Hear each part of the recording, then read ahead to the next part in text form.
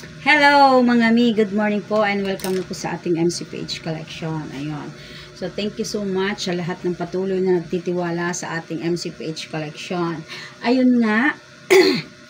So pasensya na po doon sa mga nagpapagawa sa amin ng school uniforms. So hindi na po ako tumanggap simula po kagabi. Pasensya na po kasi meron po akong nakuhang project ngayon na medyo marami-rami. So ito po yung bubunuin namin sa ating project.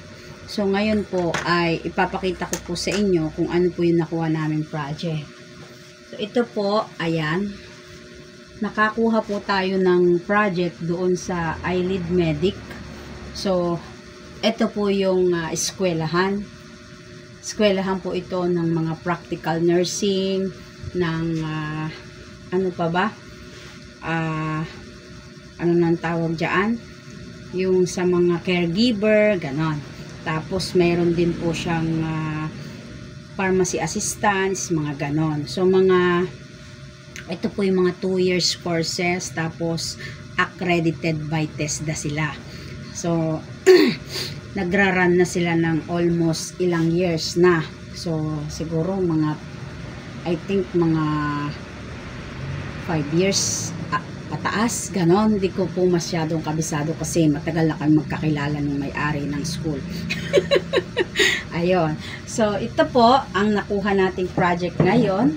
Ayan, ang ganda-ganda. Tapos, meron po itong katerno na pants. Ayan.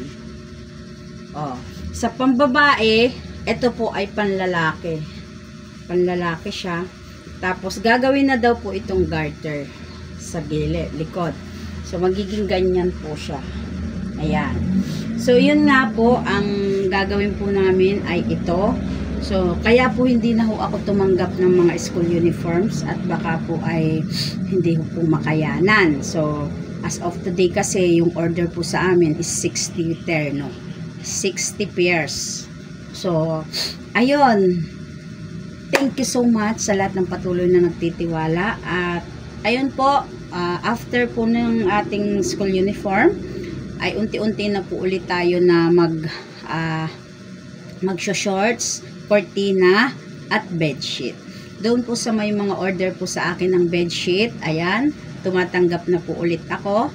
At sa mga may order ng mga cortina, tumatanggap na po ulit.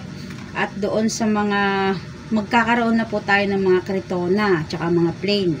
So ayun po, and then doon sa ating mga punda available pa rin, tsaka yung ating mga shorts. So yun na po yung aking isusunod ngayon, kasi ito po ay meron po akong mga mananahi na nakuha. So sila po yung magtatahi nito.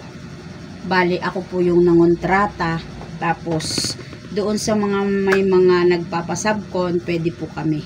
So meron po kami mga nakukuha na mananahi dito sa Pampanga ngayon na interesado po silang manahi. At the same time, meron din po akong kapartner na siya naman yung nangunguha ng mga mananahi rin. At the same time, kaming dalawa po yung siya, tulong po kami sa aming project. Ayun. So, meron tayong bagong partner ngayon na mananahi. Ayun, thank you so much. Tapos, ayun po, sa mga gustong magpatahi sa amin ng maramihan, like for example, mga school uniforms, company uniforms, at kung ano-ano pa, doctor's uniforms, medical uniforms, mga ganyan. So, teacher's uniforms, kung gusto nyo po isang tahi na lang, kami na lang mananahi ng ganyan, pwede po kayong makipag-usap sa amin. At meron naman po kami mga partners na nananahi. Okay? So, sa lahat po ng gustong makipag-tie up ng school uniforms, company uniforms, medical uniforms, mga ganyan-ganyan. So, pwede po kayo makipag-partner sa amin. Kontakin nyo lamang po ako dito sa Facebook o kaya sa aking FB page, yung MCPH Collection. So, sa lahat ng mga gusto, please contact na lang po kami. Message nyo po para mas madali pong masagot. Ayun, thank you so much.